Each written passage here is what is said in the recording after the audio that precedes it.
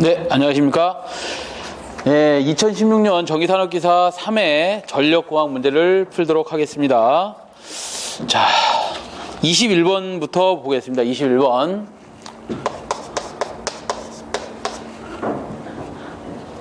자, 요번 3회 문제는 아마도 요거 때문에, 전력 때문에 과락나신 분도 몇 분 계실 것 같아요. 그럴 정도로 좀 어렵게 출제가 됐습니다. 자, 21번은 송전선례 충전전류가 흐르면 수전단전압이 송전단전압보다 높아지는 현상이 발생한다. 이 현상의 발생 원인으로 가장 옳은 것은 그랬는데요. 무슨 소리냐면 선로가 이렇게 삼상이 이렇게 가선되어 있는 상태에서 대지와의 거리가 있고요. 이게 장거리 선로가 되다 보면 대지와 선로 간에 이렇게 정전 용량 C 때문에 이렇게 충전이 됩니다. 충전이 되면 여기에 충전 전류가 이렇게 흘러요. 충전 전류가 흐르면 이 충전 전류의 공식이 어떻게 되냐면 XC분의 2가 되는데, 한 상에 충전되는 C에 의해서 충전되는 정전 용량에 의한 한 상에 충전되는 전류를 구하면 얘가 전류가 오메가 C분의 1분의 2가 되기 때문에 얘가 오메가 C2로 이 전류에 의해서 수전단 전압이 상승하는 현상이 생깁니다. 이렇게 상승하는 현상을 우리가 송전단 전압보다 수전단 전압이 높아지면 VR, 니시브 측의 전압이 높아지는 얘를 뭐라 그러죠? 페란티 현상이라고 하죠. 이 페란티 현상이 뭐 때문에 생겼다? 정전 용량 때문에 생겼는데, 그에 대한 옳은 것은 그랬습니다. 답을 2번에 보시니까 2번에 답이 이렇게 되어 있네요. 그죠? 정전 용량과 페란티 효과 때문이다 라고 되어 있습니다. 자, 그 다음에 22번을 좀 보겠습니다. 22번. 자, 22번을 보시면 전력선에 의한 통신선로의 전자유도 장애의 발생 요인은 주로 무엇 때문인가 그랬는데요. 전자유도가 왜 생기느냐? 변압기 결선을 해놓고 선로를 이렇게 인출해서 아마도 송전을 하고 있을 겁니다. 송전을 하고 있는데 예를 들어서 한 상이 지락고장이 발생을 했어요. 그럼 변압기 중선점은 직접 지대에 있는데 지락고장이 발생을 하면 가장 저항값이 낮은 접지대에 있는 요점으로 고장전류가 흘러 들어가겠죠? 고장전류가 얼만큼 크게 생기느냐? 얘가 평상시에 고장이 안 생겼다면 IA상의 전류, IB상의 전류, IC상의 전류가 이렇게 합성돼서 중선선에 나타냅니다. IA는 이렇게 중선선의 전류다 그러면 IA 플러스 IB 플러스 IC가 나타나는데요. 얘네들이 상차각까지 표시한다, 위상까지 표시한다면 IA상이 기준이라면 IA상은 기준 0도고요. 플러스 B상은 A상에 비해서 위상이 240도 앞서 있고, 그 다음에 IC상은 A상에 비해서 위상이 120도 앞서 있습니다. 이거를 상을 다 합치면 얘가 얼마다? 0A가 나옵니다. 0A가 나오니까 중선선에 전류가 흘러요, 안 흘러요? 안 흐르다가 얘가 지락고장이 발생을 하면 그 지락전류가 3I0라는 큰 지락전류로다 앞면을 싹 바꿔버립니다. 그러면서 그 전류가 어디로? 중선선에 이렇게 흐르죠. IN 전류가 얼마가 됐다? 3I0가 됐습니다. 큰 전류가 흐르다 보니 주위에 통신선이 있다면 유도현상을 일으키는데 얘를 무슨 유도현상? 전자유도현상이라고 합니다. 그래서 전자유도전압의 크기를 구해보면 전자유도전압의 크기는 J 오메가 M L의 3I0가 이렇게 되는 겁니다. 얘가 평상시에 전자유도전압은 몇 암페어? 0암페어라 그랬으니까 얘가 원래는 0이었겠죠. 0이었다가 고장이 발생을 하면 3I0라 이렇게 발생을 하는 겁니다. 그럼 이 영상전류 때문에 누구한테 영향을 주는 거다? 통신선에 전자유도전압을 발생시킬 거다. 이런 게 전자유도전압입니다. 그래서 문제를 다시 보면 전력선에 의한 통신선로의 전자유도 장애의 발생 요인은 주로 무엇 때문인가 그랬어요? 영상전류 때문에. 영상전류는 왜 생기는 거다? 지락고장이 발생을 했기 때문에. 영상분이 고려되는 것은 어떨 때만 영상분이 고려된다? 일산지락전류, 이산지락전류가 생겼을 때. 단락고장이 발생을 하면 이 영상분은 생긴다, 안 생긴다? 생기지 않습니다. 삼상단락이 됐건 상간단락이 됐건 이 영상전류는 생기는 게 아닙니다. 그러나 지락고장이 발생을 하면 일선지락이 됐든 이선지락이 됐든 영상분이 고려돼서 누구한테 영향을 준다? 통신선에 영향을 주고 있는 것이다. 답이 1번이 되겠죠. 1번. 자, 그 다음 23번을 보시면 23번은 치수구에 제수문을 설치하는 목적이 뭐냐 그랬어요. 치수구가 뭐냐? 저수지가 이렇게 있습니다. 저수지. 저기 뭐 예를 들어서 댐이라고 할까요? 댐에 파이프를 박아서 이 낙차를 이용해서 터빈을 돌리고 터빈 축에다가 발전기를 달아서 이렇게 발전을 하는 수력 발전소가 있다고 하죠. 근데 여기다가 파이프를 이렇게 박았을 때 여기에 흙 같은 거, 먼지 같은 거, 뭐 이런 것들이 다 불순물이 들어가다 보면 이거 금방 막혀버릴 거 아니에요? 그렇기 때문에 어떻게 하느냐? 여기다가 취수탑을 세웁니다. 취수탑. 탑을 세우고 여기다가 문을 달아 놓습니다. 문을 달아서 뭐 할 거냐? 물량을 조절해서 여기다가 내보내는 겁니다. 예, 취수탑, 취수구의 그런 목적이 뭐냐? 물량을 조절하여 주는 것이다. 그래서 답을 보시면 유량을 조정한다 라고 되어 있죠. 답이 1번이 됩니다. 저게 취수구다. 자, 그 다음 24번 보시겠습니다. 24번은 양수량이 Q 세제곱미터/세컨드, 총 양정이 H메타, 펌프의 효율이 리타인 펌프입니다. 이번엔 발전기가 아니라 뭐라고요? 펌프. 건물이 있습니다. 건물이 있고 여기에 옥상에 이렇게 수조가 있다고 할까요? 이 수조에다가 전동기를 이용해서, 모달을 이용해서 물을 퍼 올리는 겁니다. 자, 물을 퍼 올립니다. 양수량이, 그래 양수한다고 하잖아, 그죠? 양수량이 Q 세제곱미터/세컨드, 총 양정이, 여기야? 총 양정이 몇 메타? H메타. 펌프의 효율이 2타인 경우 양수 펌프형 전동기의 출력을 구하시오. 우리 전동기에 뭐가 물려 있는 거죠? 펌프가 이렇게 물려 있는 거죠? 펌프가 물려 있습니다. 네, 전동기 출력을 구하랬으니까 이 효율이 주어졌다면 원래 여기 출력은 우리 발전기 출력 구할 때 이 문제를 잠깐 보시면 발전기 출력 구할 때 어떻게 구했죠? P는 PG라고 한다면 9.8 QH에 2타 T, 2타 G였잖아요. 그죠? 이건 발전기의 출력이지 이거는 전동기의 출력을 구하라면 이 효율만큼 고려해서 더 키워야 될 거 아니야, 얘 출력을 더 키워야 된다 이 말이죠. 얘 출력을 더 키우려면 니타를 곱해줘야 될까 나눠야 될까? 당연히 나눠줘야 되겠지. 뭐를? 전동기의 출력은 9.8 QH인 값을 효율로 나눠야 효율은 0.8, 0.5 이렇게 될 거 아니에요? 이 0. 얼마인 것을 작은 값으로 나눠야 얘가 커지는 거 아니야. 그죠? 그래서 전동기의 크기를 키우려면 효율이 이번엔 곱해지는 게 아니라 어떻다? 나눠줘야 되겠지. 그게 뭐야? 출력을 결정한다. 그래서 얘를 다시 써보면 9.8 곱하기 유량 Q가 얼마였어요? 양수량이 Q, 그 다음에 높이가 H, 얘가 2타입니다. 뭘 구하라는 거야?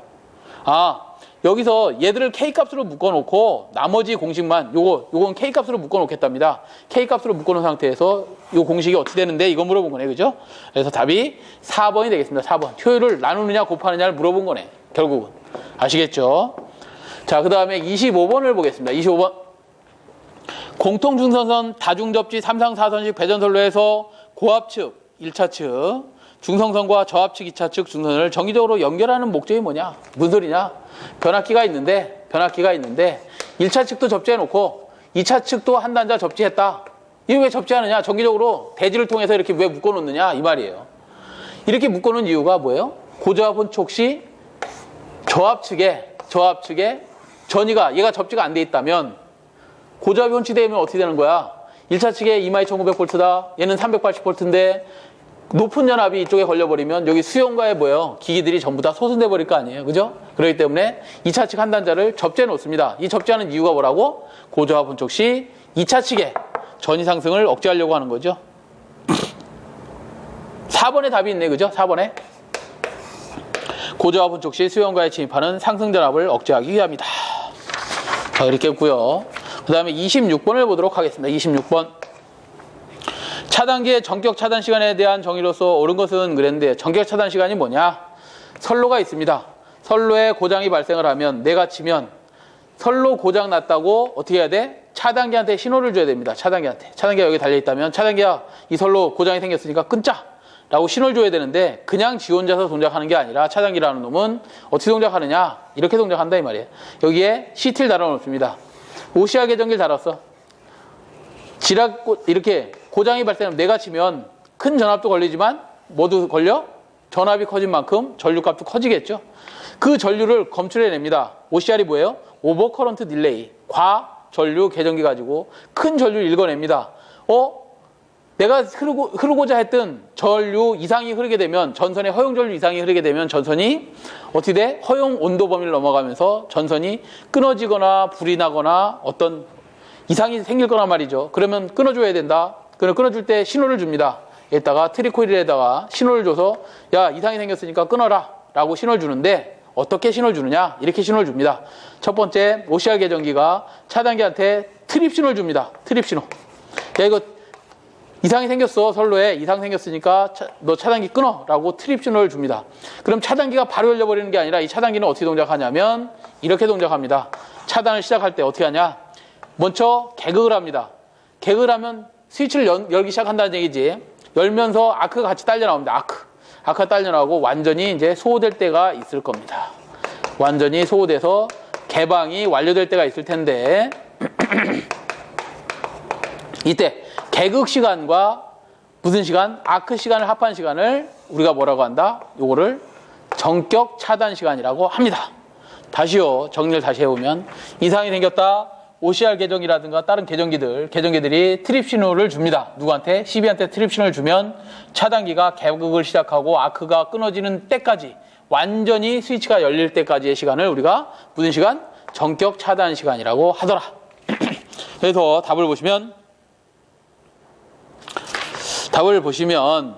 2번에 있네요. 트립 코일 여자부터 완전히 소호될 때까지 시간을 전격 차단 시간이라고 한다. 우리는 몇 헤르츠를 사용하고 있죠? 3에서 8헤르츠를 사용하고 있다. 전격 차단 시간은 3에서 8헤르츠다 라고 하고 있습니다.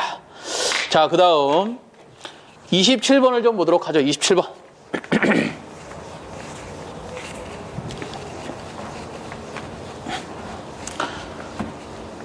전력공학이 전기를 공부하시고 하신 분들한테는 그렇게 어려운 과목은 아닙니다만 학생들한테는 굉장히 어려운 과목이에요. 왜? 경험이 없기 때문에 굉장히 어렵습니다. 정기적으로 이거 흘러가는 게 보이지도 않는 상태인 것을 다 전기가 이렇게 흘러다닌다고 보고 가정이라고 해야 되나요? 어떤 가설 다 세워놓은 거죠. 그 세워놓은 상태에서 다 해석을 하는 거기 때문에 상당히 좀 어렵습니다. 일반인 분들한테는 쉬운 과목일 수 있지만 학생들한테는 좀 어려운 과목 중에 하나다. 그렇게 보시고요. 그 다음에 27번을 좀 보죠. 27번. 그래서 전력공학에서 과락 나오시는 분도 있지만 전력공학을 막 19개, 18개씩 맞는 분도 있다. 그래서 평균적인 어떤 그런 과목이라고 볼 수 있습니다.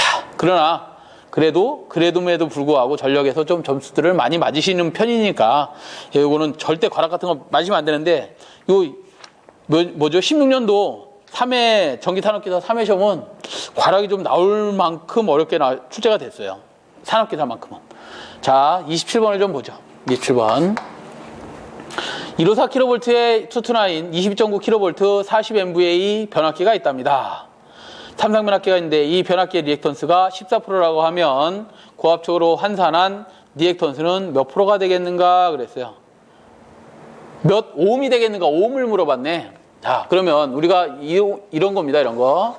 변압기가 있어요. 변압기가 있는데 얘가 몇 킬로볼트? 154kV를 수전받아서 22.9kV로 변환하는 변압기가 있다. 이 변압기가 갖고 있는 퍼센트 임피던스가 5%랍니다. 5%. 14%. 그 중에서 퍼센트 Z값에서 이게 전부 다 무슨 값이라고요? R값을 무시된 퍼센트 X값이라고 주어졌습니다. 이렇게 됐을 때 임피던스 값을 구하시오. 임피던스. X 얘는 퍼센트지만 임피던스 값을 구하시랍니다. 임피던스 X 오음을 구하랍니다. 자, 그럼 이거 어떻게 구해야 되느냐? 여기서 구해야 되죠. 우리가 퍼센트 Z라는 공식을 배워보셨을 겁니다. 그러니까 문제풀이를 하시는 거죠. 퍼센트 임피던스는 어떻게 구한다? 상전압을 100으로 봤을 때 변압기에 생기는 전압 강화의 비를 퍼센트 임피던스라고 하죠. 배우셨겠지만 한 번 더 다시 짚어보면 이런 얘기예요. 변압기 2차 측을 단락하고 1차 측에 전압을 서서히 올려주면 1차 측에 전격 전류가 흐를 겁니다. 이 전류가 흐를 때 코일이 갖고 있는 무슨 성분? 임피던스 성분 때문에 뭐가 생긴다? 전압에 강화가 생길 겁니다. 그죠? 그러니까 전격 전압이 됐을 때를 100으로 봐서 코일에서 생기는 전압 강화의 비를 100분위로 나타내는 게 퍼센트 임피던스예요. 자, 그러면 이 전압 강화라는 놈은 이렇게도 생겼다며 2분의 ZI, 코일이 갖고 있는 임피던스 성분하고 전격 전류가 흐를 때의 성분이 만드는 게 전압 강화라고 했으니까 전압 강화 곱하기 100이다. 자, 이것을 다시 좀 해석을 해서 분모 분자에 전압을 한 번씩 곱해주면, 전압을 이렇게 곱해주면 얘가 뭐가 되는 거예요? 2의 자승분의 VI니까 P, 단상 용량이 되지. P 곱하기 Z 곱하기 100이 된다. 얘를 기본 단위 볼트 암페어잖아요. 볼트 암페어로다 둘 것이 아니라 kVA 단위로다 만들어 놔보자. 그러면 얘가 어떻게 되냐면 2자승 곱하기 10의 3승 1000이 되겠죠. 1000의 자승분의 얘도 1000을 곱해줘야 됩니다. 분자에도 곱해줘야 되겠죠. 분모에만 곱하는 게 아니라. 그럼 kVA가 되죠. P의 단상 용량에 곱하기 10의 3승 곱하기 Z 곱하기 뭐가 되는 거야? 100이 되는 거죠. 자, 얘를 단상을 3상으로 바꿔보자. 성간으로 바꿔보고 단상을 3상으로 바꿔보면 이렇게 변하겠죠. 얘는 루트 3 V 곱하기 10의 3승의 자승분의 뭐가 되겠어요? 단상을 3상으로 바꾸니까 3분의 P 단상 용량을 3상으로 나타내면 3상 용량을 10의 3승 곱하기 Z 곱하기 100으로 이렇게 표현할 수 있겠네. 그러면 요거의 자승이면 3이고 3 날라가고 뭐만 남어? V자승분의 10의 6승분의 자승했으니까 10의 6승분의 P의 3상 용량으로 변했고 곱하기 10의 3승 곱하기 Z 곱하기 뭐가 남는 거예요? 100이 되겠죠. 다 요걸 다시 좀 정리하면 V자승하고 10의 2승하고 5승하고 1승하고 지워주면 뭐가 남아? 10분의 뭐가 남는 거예요? P의 3상 용량이 됐고 그 다음에 Z만 이렇게 남는 거죠. 요게 퍼센트 임피던스의 크기다. 그러면 10V자승분의 P제신데 얘의 단위는 오음일 거고 얘는 이제 킬로볼트로 바뀌었을 거고 얘는 kVA로 이렇게 바뀌어 있겠죠. 요게 퍼센트 Z의 정의다. 정의. 자, 이렇게 돼 있는데 여기서 얘를 구해보랍니다. 얘를 구하랬으니까 얘는 어떻게 구할 수 있는 거예요? Z오음은 얘가 밑으로 내려오고 P가 내려오고 kVA 값이죠. kVA가 내려오고 나머지 퍼센트 Z라든가 10V자승은 위로 올라가면 되죠. 퍼센트 Z의 10V자승으로 올라가면 되겠지. 그럼 임피던스 값이 구해지겠네요. 자, 이렇게 해서 공식을 보면 14%가 얘가 몇 퍼센트? 퍼센트 X가 14% 곱하기 10 곱하기 전압이 얼마 들어가야 될까요? 22.9가 들어가야 되나요? 154가 들어가야 되나요? 당연히 154로 환산하는 거니까 154의 자승 킬로볼트입니다. 분의 얘가 P가 얼마예요? 몇 kVA가 주었어? 40 MVA가 주었으니까 40 곱하기 10의 3승 해야 kVA가 되는 거죠. 이렇게 환산을 해보니 얘가 얼마? 83오음이 나오더라. 이걸 과정을 시험장에 가서 할 수는 없잖아요. 그래서 우리가 외워야 되는 게 뭐야? 퍼센트 Z라는 놈은 10V자승분의 P제시라는 공식을 반드시 외워두셔야지 되겠지. 그래서 여기서 Z값, 오음값을 빼낼 줄 알아야 된다. 아시겠죠? 이 공식이 여기서 만들어진 것이다. 이렇게 보시면 되겠습니다. 그래서 답이 83오음인 2번이 되겠습니다. 2번. 자, 2번이 되겠고요. 자, 그 다음에 28번을 좀 볼까요? 28번. 자, 28번은 고압 수전 설비를 구성하는 기기로서 볼 수 없는 것은 그랬습니다. 고압 수전기기라고 볼 수 없는 것은. 고압 수전기기라고 볼 수 없는 것, 변압기, 변류기, 과전류 개정기 뭐 등등이 있는데 3번에 보면 복수기가 있는데 복수기는 어디에 사용하는 게 복수기다? 아까도 설명을 좀 드린 것 같은데 보일러가 있고 우리 과열기가 있고 그 다음에 터빈이 있고 발전기가 있고 요 터빈에 들어가는 온도가 530도, 580도쯤 되는데 그 온도가 580도가 들어갔다고 해서 터빈이 돌아가는 게 아닙니다. 그죠? 여기도 580도면 예를 들어서 터빈 출고도 580도면 연락차가 없기 때문에 터빈이 돌아요, 안 돌아요? 낙차를 만들 수가 없는 거지. 온도차가 됐든 압력의 차가 됐든 전위의 차가 됐든 전위가 높은 곳에서 낮은 곳으로 흐르는 것이고 압력이 높은 곳에서 낮은 곳으로 빠져나가는 것이고, 그죠? 우리 부탄가스 같은 거 압력을 높여놨잖아.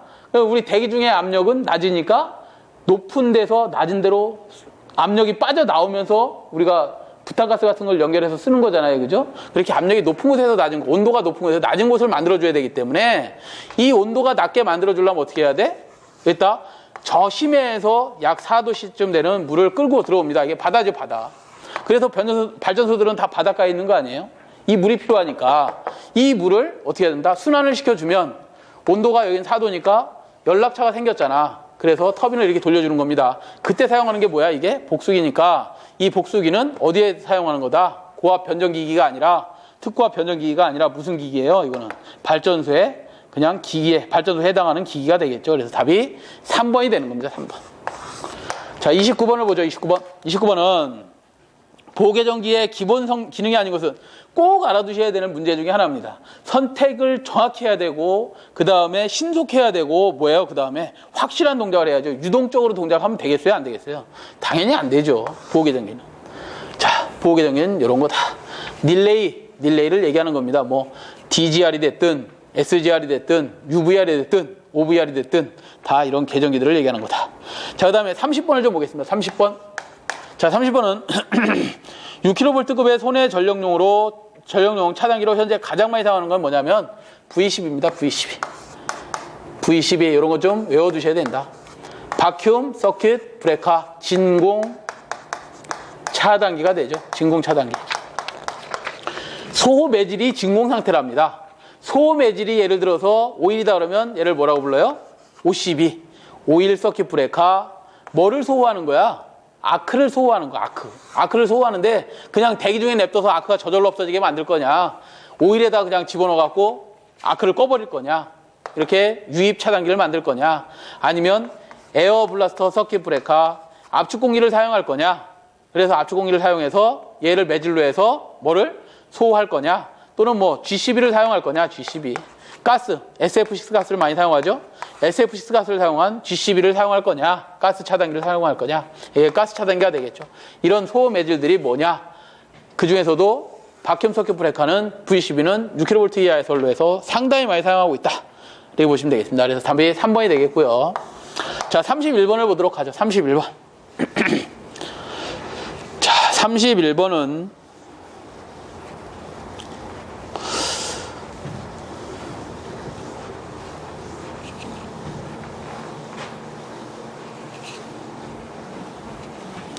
문제가 좀 어려운 문제네요. 이것도 한참 풀어야 되는 문제인데 31번을 좀 보겠습니다.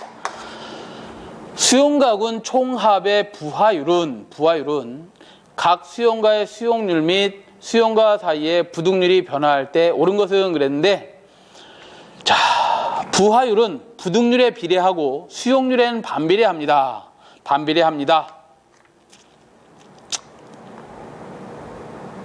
우리 풀이를 좀 같이 좀 보시죠. 제가 이건 다 설명드리기가 복잡하니까. 부하율이라는 놈은, 부하율은 여러분들이 공식 용식은 아시고 계실 거예요. 부하율은 평균 전력을 뭘로 나눈 거? 최대 전력으로 나눈 것이 부하율이다. 하, 평, 최 이렇게 보시면 되겠죠. 부하율이란 평균 전력을 최대 전력으로 나눈 것이 부하율이다. 자, 그런데 여기에 보니까 풀이의 부하율은 또 이렇게도 표기를 했네요. 부하 설비 용량의 합계분의 평균 수요 전력을 나눈 것이고 곱하기 얘는 수용률 분의 부등률이다, 이렇게도 얘기를 했어요. 자, 무슨 소리냐면 요 최대 전력이라는 놈은 이렇게도 표시할 수 있다 이 말이에요. 어떻게 표시하느냐? 요 최대 전력은 이렇게 표시할 수 있습니다. 우리가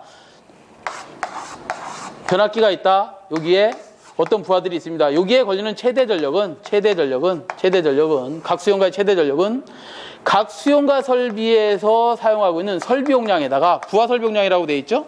부하 설비 용량의 합계에다가 뭘 곱한 거다?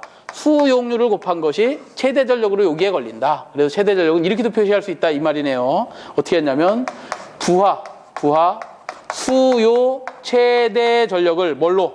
수용률로 곱한 거 분의, 그게 최대 전력이라고 그랬잖아요. 이게 최대 전력분의 평균 전력이라고 얘기할 수 있다.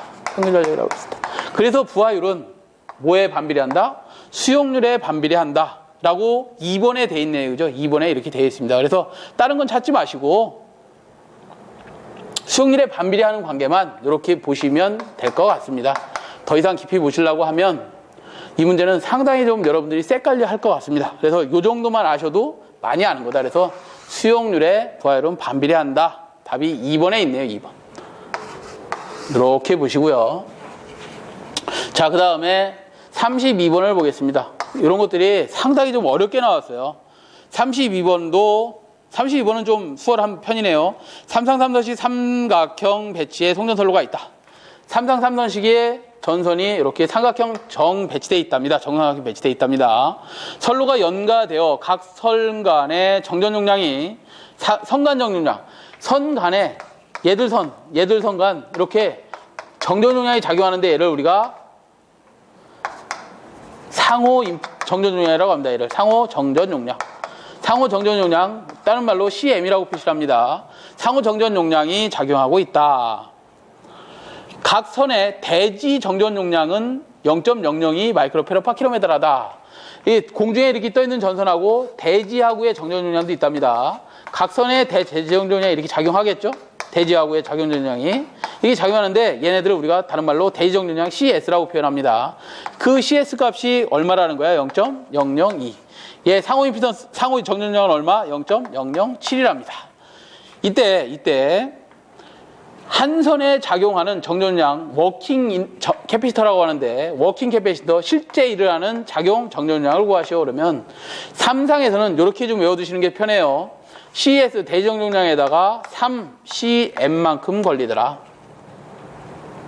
이거는 뭐하고 같으냐? 이거는 뭐하고 같으냐면 우리가 저번에 배웠던 CN은 로그 11m라는 R분의 D분의 0.02413 값하고 같더라. 평형이 되어 있는 상태에서는 이렇게 공식을 사용하면 됩니다. 이렇게 사용하면 된다. 두 개 다 같은 얘기다. 단지 반지름이 주어지고 등가상하 거리가 주어졌을 때는 이 공식을 밑에 공식을 사용해야 되고 반지름이 안 주어지고 대지정전량이라든가 상호정전량이 주어지면 위의 공식을 사용해서 삼상삼선식을 해설하면 되는 것이고요. 이게 삼상삼선식 해설하라 그랬습니다. 만약에 이게 단상이선이다. 선이 두 가닥밖에 없다. 그랬을 때 CN을 어떻게 계산하느냐? 대지정전량에다가 ECM으로 계산을 별도로 하셔야 됩니다. 단상 이선에서는. 공식 두 개는 꼭 좀 알아두십시오. 작용 정전량을 구하는 공식이다.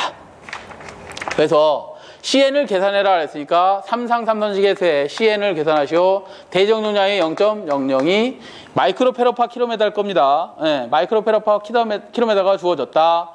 뿐만 아니라 플러스 3 곱하기 0. 얼마? 상호정용량이 0.007 마이크로페로파 킬로미터다. 단위도 뭘 구해라 그랬냐?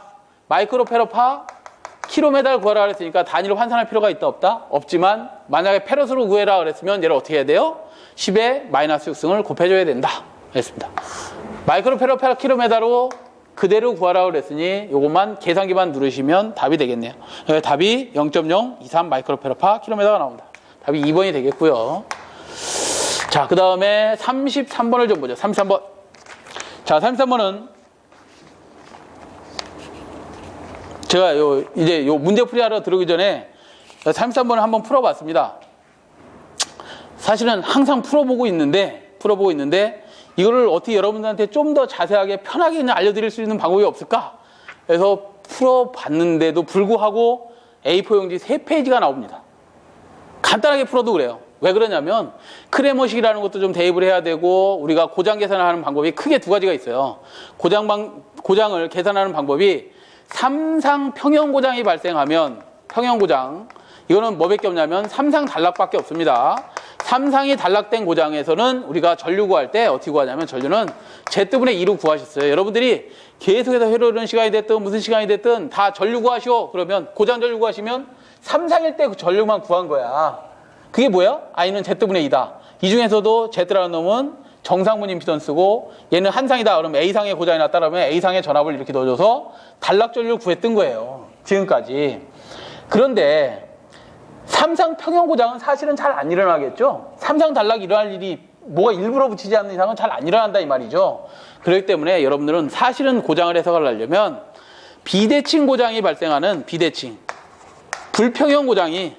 불평형 고장이 발생하는 사실은 1선 지락 전류 2선 지락 전류, 상간 단락, A상하고 B상만 단락되는 거, 3상 중에서 A, B, C상이 있다면 A, B, C상이 있다면 이렇게 두 상이 단락되는 거, 이걸 이상 단락이라고 합니다. 이상 단락 고장이 발생했을 때 또는 뭐 선이 하나 끊어졌을 때, 일선 단선이 됐을 때 고장을 계산하는 이런 방법들을 계산해 내야지만 사실 실질적으로 고장이 발생할 때 전류를 어떻게 구하고 A상에는 어떤 전류가 흐르고 B상에는 어떤 전류가 흐르고 C상에는 어떤 전류가 흐른다라고 구해지는 겁니다. 3상 평형 전류만 여러분들이 계속해서 계산을 해봤기 때문에 이 공식으로 하면 이거는 풀 수가 없어요. 왜? 이 공식은 간단합니다.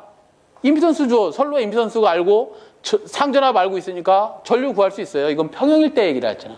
이런 불평형 고장이 발생을 하면 뭘 갖고 풀어야 되느냐? 대칭 좌표법으로 풀어야 됩니다. 대칭 좌표법.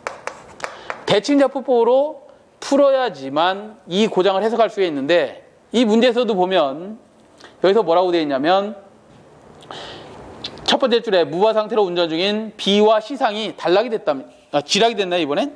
B와 C상이 동시에 직접 접지가 됐다는 얘기는 B와 C상이 지락이 발생을 했다는 거거든요. 이렇게 지락이 발생했을 때 전류를 구해봐라.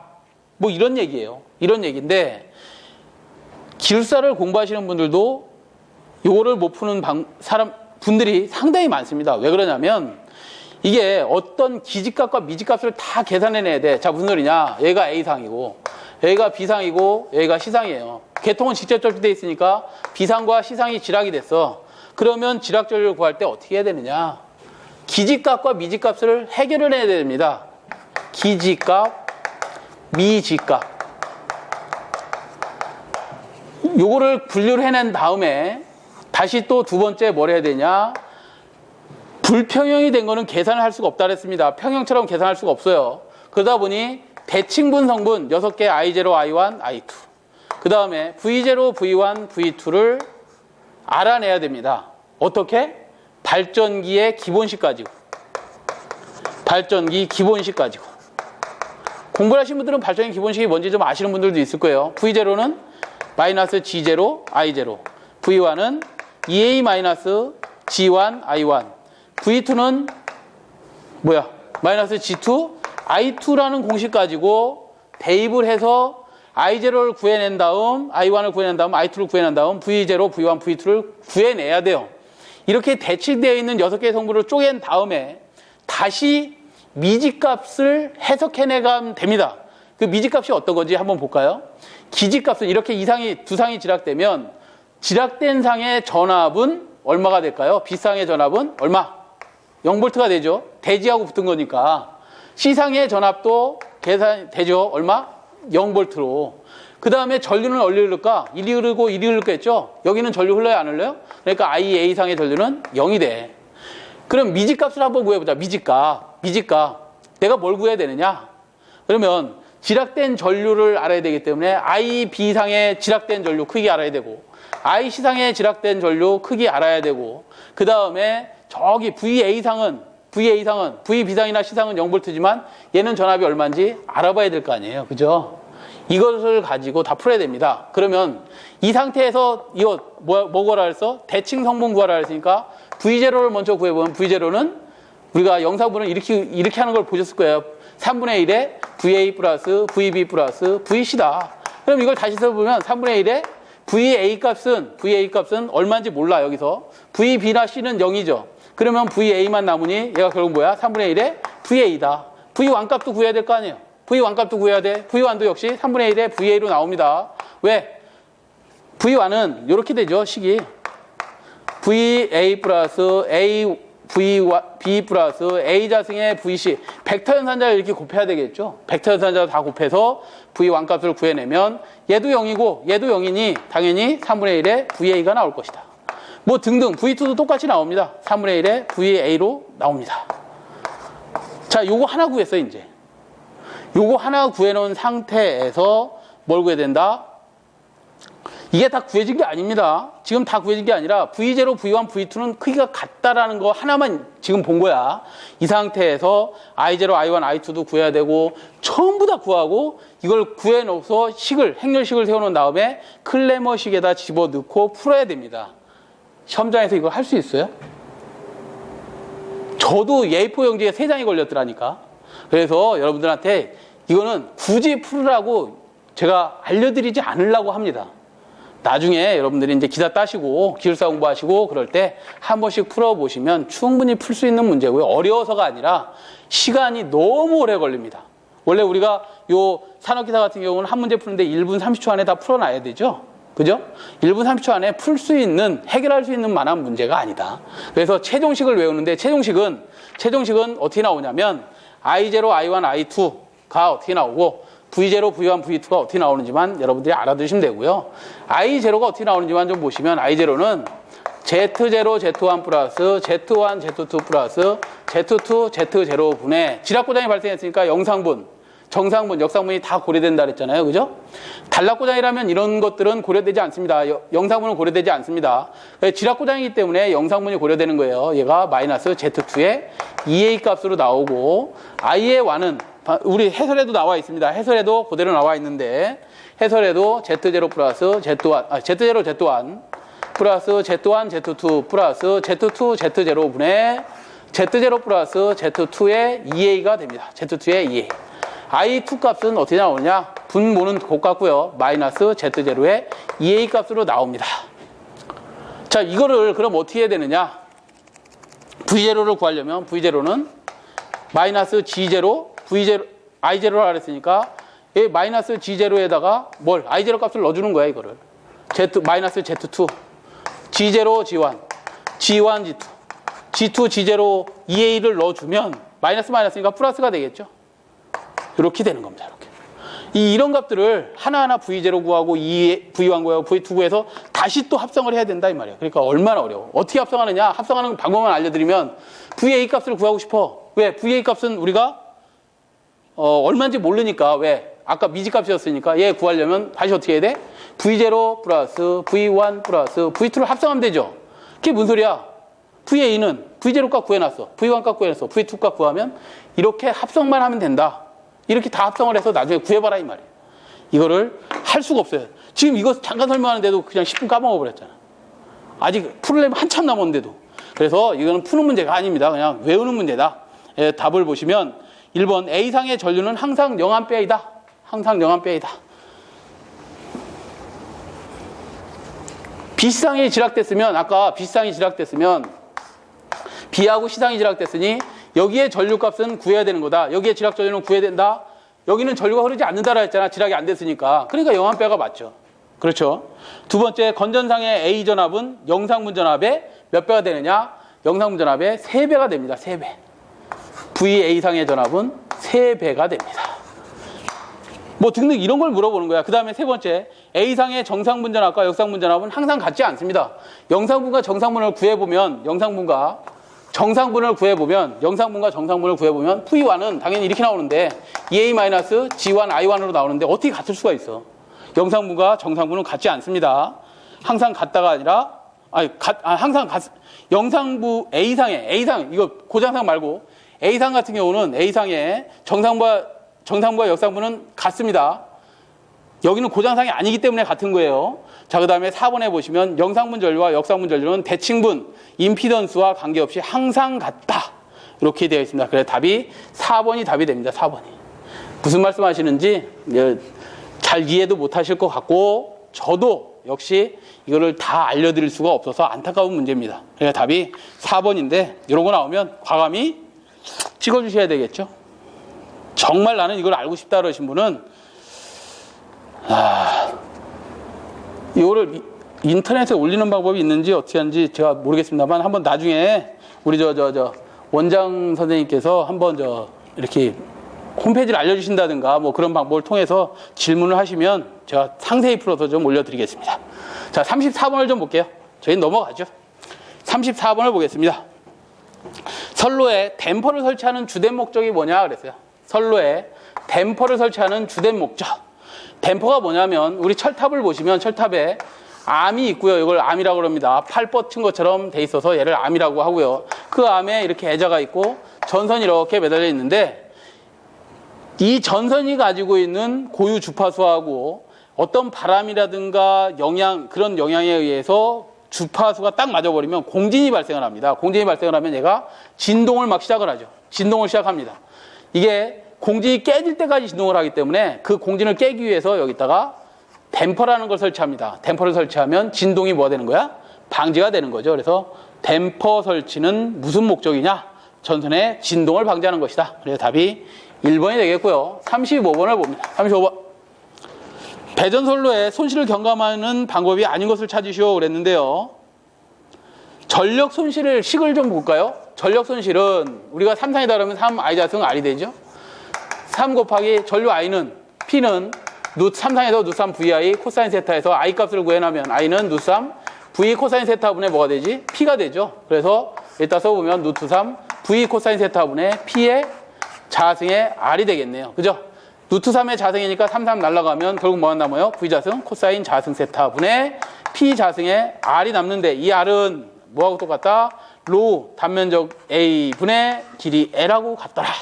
그래서 배전선로의 손실을 경감하는 방법 PL을 줄이려면 얘를 줄이려면 얘를 높여주고 얘를 높여주고 얘를 높여주면 되는 거네. 그죠? 그래서 전압을 조정해서 전압을 높여주든지 역류를 개선해 주든지 아니면 부하의 불평형을 방지해서 부하 불평형이 방지된다는 게 뭐지? 결국은 전류가 평형되어 있다는 거죠. 전류가 평형되든지 이렇게 하면 손실이 경감이 됩니다.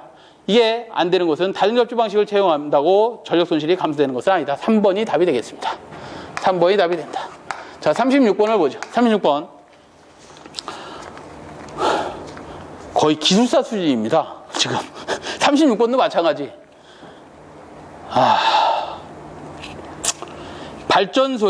발전단에서의 열효율을 계산하시오 그랬는데 효율을 계산하는 공식 하나는 이건 꼭 좀 외워두셔야 될 게 보일러에 공급되는 연료량을 H라고 그러고 그 연료에서 발생되는 발열량을 H라고 표현합니다.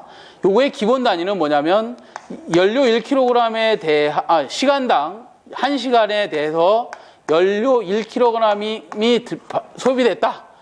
그럼 시간당 소비되는 연료량을 우리가 M이라고 표시하고요. H 저 발열량은 석탄 예를 들어서 1kg이 낼 수 있는 열량을 킬로칼로리로 표기한 게 발열량입니다. 이거 분해 우리가 860 곱하기 WG라 그래서 얘를 WG는 어떤 걸 포함하고 있냐면 발전소에 나오는 출력 킬로와트에다가 곱하기 시간을 곱한 것을 우리 전력량이라고 합니다. 전력에다가 시간 곱하면 그게 뭐가 되는 거죠? 양이 되는 거죠. 전력량 W는 PT라고 배우셨잖아. 그죠? 그래서 킬로와트 아워가 이렇게 곱해진 겁니다. 이걸 구해라 그랬는데 단위가 킬로그램 단위가 주어진 게 아니라 리터 단위로 주었어요. 리터 단위. 무슨 소리냐? 저쪽에 두 번째 줄에 중유 소비량이 1.6 곱하기 10의 7승 리터라고 합니다. 리터. 1리터는 몇 킬로그램일까요? 1킬로그램이죠. 그죠? 똑같은 단위다 이 말이에요. 똑같은 단위예요. 아시겠죠? 자, 이럴 때 이제 문제들이 주어집니다. 최대 출력이 350메가와트, 350메가와트. 얘가 350메가와트입니다. 킬로와트가 주어진 게 아니라 메가와트. 평균 부하율이 부하율이 주어졌네. 부하율이 주어지면 사용 전력량에다가 자, 부하율이라는 공식을 좀 공부를 해보셔야 되겠죠? 부하율은 최대 전력분의 뭐예요? 평균 전력이다. 그러면 최대 전력 킬로와트 분의 평균 전력이라는 사용 전력량 킬로와트 아워를 뭘로 나눈 거야? 시간 아워로 나눈 게 부하율이잖아요. 그죠? 그때 뭐가 주어진 거야? 이 문제에서는 최대 출력 350킬로와트가 주어졌고 평균 부하율이 80%가 주어졌습니다. 80%가 주어진 거예요. 80%가 주어졌다. 부하율이 주어졌다. 80%가 주어졌다. 자, 그러면 이 상태에서 우리 사용 전력량을 계산해야 되니까 사용 전력량은 시간이 밑으로 내려온다고 하면 사용 전력량을 어떻게 구하는 거예요? 얘는 사용 전력량만 구하면 시간 곱하기 최대 전력 곱하기 부하율을 곱해버리면 뭐가 나와? 사용 전력량 얘가 WG가 나오는 거죠. 그래서 킬로와트에다가 시간을 곱하고 킬로와트에다가 시간을 곱하고 부하율을 곱해주면 되네. 나중에 여기다 부하율만 곱해주면 WG가 구해지는 거네. 그죠? 됐죠?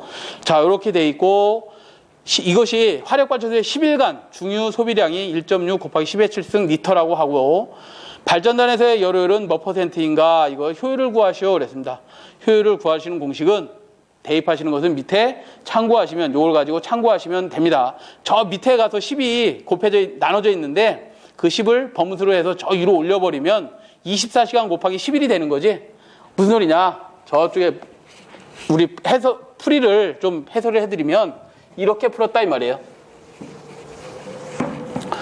자, 860에다가 곱하기 얘가 메가와트로 주어졌으니 얘를 메가와트를 킬로와트로 그냥 기본 단위를 전부 다 바꿔버렸네. 기본 단위로 바꾸면 350 메가와트를 와트로 바꾸면 얼마지? 얘가 와트로 바꾸면 10에 몇 승이 곱해져야 돼요? 6승이 곱해진 것이고, 시간은 얼마 주어졌어요? 10일간 주어졌다는 거야. 10일간. 그게 몇 시간? 1일 24시간이잖아요. 이렇게 24시간으로 하시고 부하율이 얼마라는 거야? 0.8이더라. 얘를 M 보시면 M, 연료의 사용량 보면 1.67 곱하기 10에 몇 승? 7승 곱하기 발열량이 얼마 주었어요? 1000kcal라 주었는데 기본 단위로 바꾸면 얘가 얼마라는 거야? 기본 단위 만에다가 10에 3승을 해야 기본 단위 칼로리가 나오는 거죠. 여기에 우리 문제에서는 여기가 10으로 이렇게 나눠놨잖아. 이 10이 뭐라는 얘기예요? 범수로 풀면 어차피 위로 올라가는 거 아니에요? 이렇게. 얘 10일간을 올려놨잖아. 이렇게 제가. 그죠? 이렇게 올려서 푸시면 된다. 그래서 이 개념을 알아야 되니까 이 개념을 모르면 이 문제는 절대 풀 수가 없습니다. 어찌됐든 이렇게 계산하면 얘가 36.12%가 나오더라. 기술사한테 줘도 못 풀 것 같아요. 단위 환산을 못 할 것 같아요. 그럴 정도로 어려운 문제가 계속해서 출제되고 있습니다. 참 희한하게 출제를 했어요. 37번도 똑같습니다. 47번도 기술사도 못 풉니다. 저는 그냥 풀어봤으니까 푸는 겁니다. 전압과 역률이 일정할 때 전력을 몇 프로 증가시키면 전력 손실이 2배로 되는가 그랬어요. 전력 손실이 2배로 되는가. 우리 전력 손실을 아까 35번에서 풀어놨으니까 전력 손실이라는 놈은 뭐에 비례하죠? 피해 자승에 비례하잖아요. 그죠? 여기다 하죠. 전력 손실은 피해 자승에 비례한다. 라고 돼 있어. 전력 손실은 피해 자승에 비례한다. 근데 이번에는 전력 손실을 몇 배로 한 게 아니라 전력 손실 2배로 하면 전압과 역률이 일정할 때 전력을 몇 프로 증가시킬 수 있느냐. 문제가 상당히 어렵습니다. 얘를 몇 프로 증가시키든지 얘를 2배로 해보면 얘를 몇 프로 증가시킬 수 있느냐. 더러운 놈들입니다. 그죠? 그러면 식을 세울 때 이렇게 세우라는 얘기야. P에다가 전력 손실은, 피해 자승은 전력 손실에 이렇게 비례를 하는데 전력을 몇 배로 했다고요? 전력 손실이 2배로 돼. 전력 손실을 2배로 한 건가? 전력 손실을 2배로 했네. 그럼 P 다시라고 할게요. P 다시의 자승은 어떻게 되겠느냐? 얘를 2배로 했을 때, PL 다시를 2배로 했을 때 어떻게 되겠느냐? 이걸 물어본 거죠. 결국 다시 써보면 P 다시의 자승은 이렇게 쓸 수 있나 보세요. PL분의 EPL, PL분의 EPL 다시다. 얘를 넘겨버리면 얘가 P 자승으로 넘어갈 것이다. 곱하기. 그죠? 근데 자승이 보기 싫으니까 이쪽으로 넘겨버리면 얘가 어떻게 되는 거예요? 이렇게 되겠지. PL분의 EPL 다시의 자승이 될 거고, 얘가 P 자승이 그대로 곱해지니까 얘가 어떻게 되나요? P 자승이 넘어가면 서로 삭제되나요? 그렇겠네요. 그죠? 네, 이렇게 될 겁니다. 자, 그러면 다시 보자. PL 자승 지워지니까 얘가 2에 자승 씌우면 얘가 뭐가 되나요? 자승이 넘어가면 2분의 1로 넘어가는 거지. 2분의 1로 넘어가니까 2분의 1로, 그렇죠. 곱하기가 자승이 넘어가면 2분의 1로 넘어가니까 얘가 루트가 씌워지는 거 아니에요. 그죠? 그러면 이렇게 되겠네요. 이거 자승은 루트 2의 P, 얘도 2분의 1이 곱해지니까 P만 남겠네. 그죠? 루트 2의 P만 남겠네. 이렇게. 결국 P라는 놈은, P 다시라는 놈은 새로운 전력은 이렇게 변할 것이다. 원래 전력의 루트 2배가 될 것이다. 전력 손실이 2배로 되면. 전력 손실이 2배로 되면 어떻게 된다고? 루트 2의 P가 될 것이다. 근데 여기서 끝냈으면 좋아요. 얘는 1.414배니까 이렇게 끝나는 게 아니라 얘를 어떻게 하라는 거야? 전력 손실률을 물어봤나요? 손실이 2배로 되는가 그랬어요. 손실이 몇 배로 되는가? 이걸 백분율로 나타내보래. 백분율로. 델타 P라고 할까요? 얘를 얼마로 변하는지 P 다시라고 할게. 그러면 원래의 전력을 100%로 봤을 때 전력이 몇 배 증가됐어? 루트 2에 P가 됐으니 요거 마이너스 P를 하라는 거야. 그럼 얘가 1이면 1분의 루트 2에 1 마이너스 1이니까 곱하기 100% 하면 얘가 얼마 나오냐? 41%가 나오더라 이 말이야. 너무합니다 진짜. 그래서 답이 2번이다.